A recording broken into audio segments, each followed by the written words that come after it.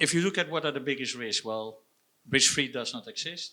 So there's risk every day. The question is, how are we going to manage those? And the human factor is the risk factor, I would say. And that was also mentioned before. I think it starts very much with a risk culture of everybody in the company to be feeling responsible to keep the business, in my case, the bank, but even more the customers safe and secure. And that's not the job of the risk manager, that's the job of everybody in the company. And that sounds like a hollow phrase, but it's really like this, because I can hire 1,000 risk managers, but we will fail every time if in the front line, the relationship manager, the branch person, the person in IT, or the person in operations is not aware of the risks that are there. Because these are the people who are building the processes, and these are the people who are designing the controls. I think that's one thing. The other part is, of course, the cyber part, which is becoming more important. In ING, now 65% of the customer onboarding, so new customers in the bank, are fully digital. So that means that you need to make sure that you really invest in customer diligence. And also when they onboard on monitoring transactions. Not only from an anti-money laundering perspective, but also from a fraud, sanction evasion, tax, you all name it. And we can say, yeah, we do this because the regulations are like that. And of course, sometimes we complain that there's too much regulation. At the same time, again, this is about keeping the company and our customers safe. And so I think the first step is accepting as an organization and as a society that fraud is the biggest industry out there. They have no rules. They have unlimited budgets, and they use very innovative tools to defraud our customers. Whether it's all people with investment schemes promising 100% return in 3 months, where education plays a big role indeed, to other schemes. Often also not forget collusion. I discussed the other day with the CEO of a large supermarket chain here in Romania, saying 60% of the thefts in supermarkets are in collusion with staff. Family coming in, you pay one thing, the other thing comes for free. But that's also in other industries the case. How can it be that some of the fraudsters know very well bank processes? Probably because there's some kind of collusion.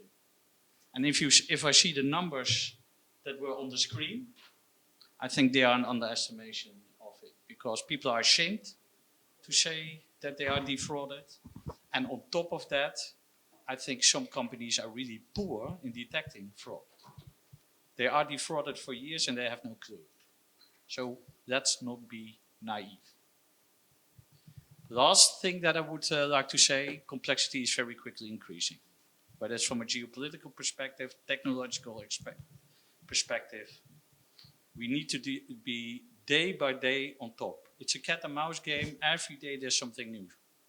And if we are not on top of that and not openly communicating on that, that's the last part that I would like to highlight, is that we need to educate our customers better and better and better. It cannot be that there are still banks out there ignoring the topic, and not only banks, by the way, also other companies. Ignoring the topic, if you don't talk about fraud or cybersecurity, then it does not exist. I think the best protection that we can have is openly saying that nothing is risk-free. Also, in the evening, going to the ATM and get cash out the ATM is not risk-free. But the question is, how do we protect ourselves? And how do we protect the customers? How do you see the current context, geopolitical context, affecting risks? And then if you could refer also to what is the impact of the recent sovereign rating of Romania, and how does that impact financing and your relationship with local businesses? Okay, I will not comment on politics, especially as a foreigner. I should not be doing that. I'm just saying what's happening in Romania is, in the end, not so very much different than happens in other countries as well.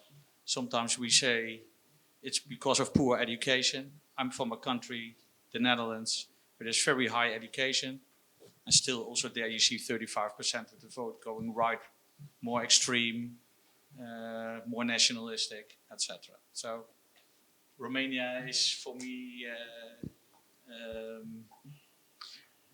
it's no different in that sense. That being said, I think everything that seemed to be certain in the last 20 years suddenly is not certain anymore.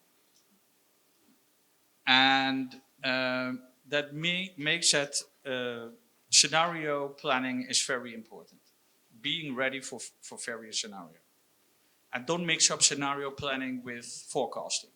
Because the forecast, I do not know how the world is going to be in the next years, but doing the scenarios and knowing which leverage, which measures you can take to ensure that you are more or less ready for different scenarios is important. And then you will find out as well that some of the items that you need to invest in work for several scenarios.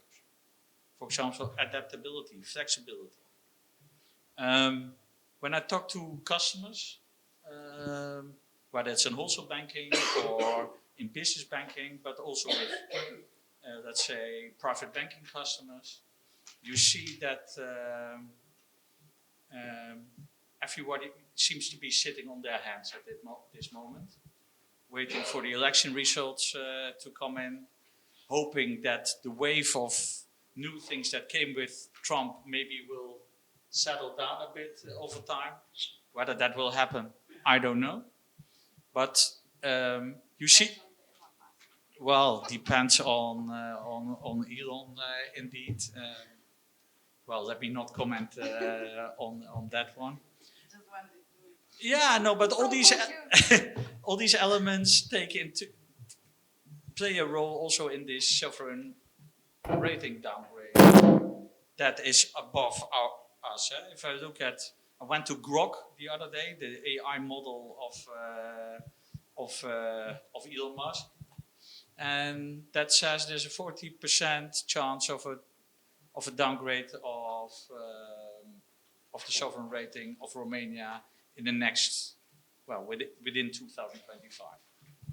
That is not our base case, to be honest, because we still hope that elections and so on will turn in a more positive way, and that a stable government, will be able to keep us within the 7% deficit one way or another, with taxes or without additional taxes. But I think it's a big concern, because if that happens, then we will see a lot of, let's say, international investment into Romania vanish. There's pension funds that have a minimum requirement with regards to the rating of a country where they can invest. If we lose that rating, then money will flow out. And that is a big concern. At the same time, also, it will be more expensive for the government, but also more expensive for companies to borrow. And we will all feel that in prices. We can forget about bringing inflation down if we get that scenario. Still, we still think that the chances that it will not happen is higher than it will not happen. But it depends on the outcomes that we will see in the coming months. So the coming 3-4 months will be pretty crucial.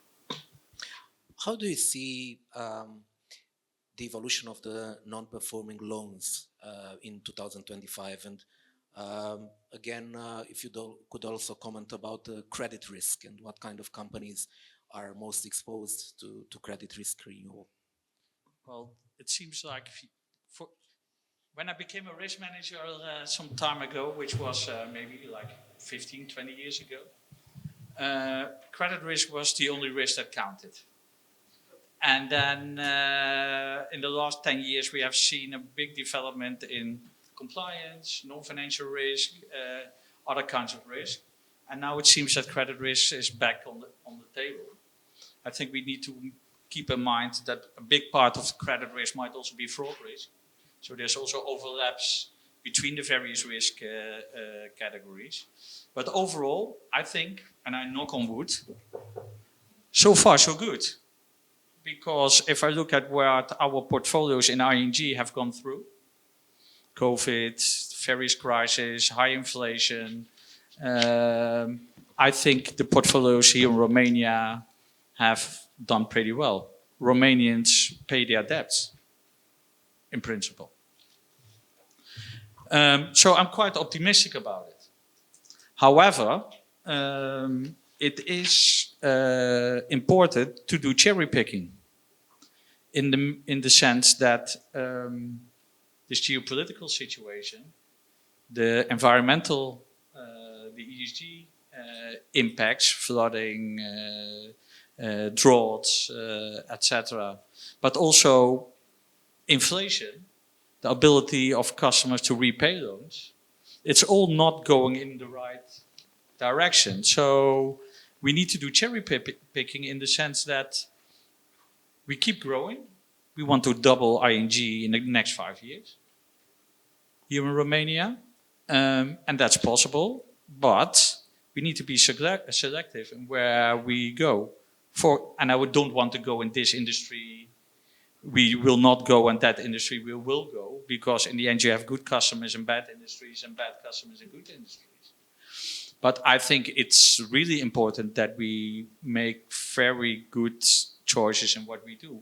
For example, there's a lot of money coming in the coming years in terms of defense, in terms of infrastructure. Well, one of the worries that I have, not only from a credit risk perspective, but also from what my colleague here said, is how are we effectively and efficiently going to allocate all that money to projects, procurement, etc.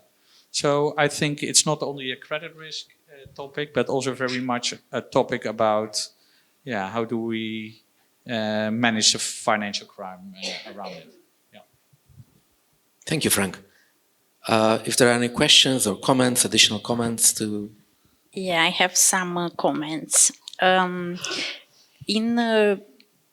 At European level, for those that do not know, there is a directive which basically tackles with the topic right now.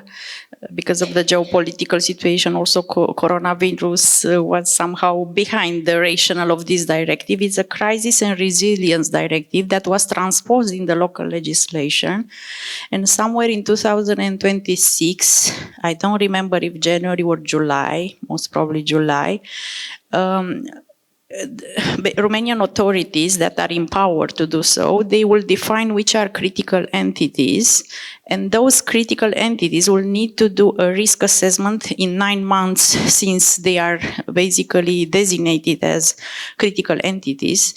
To do a risk assessment and to basically have a resilience plan, an answer plan to the extent an event will happen, something like a war, like a virus, like something, so that the population and also the entire system within the country is not disturbed because of that event.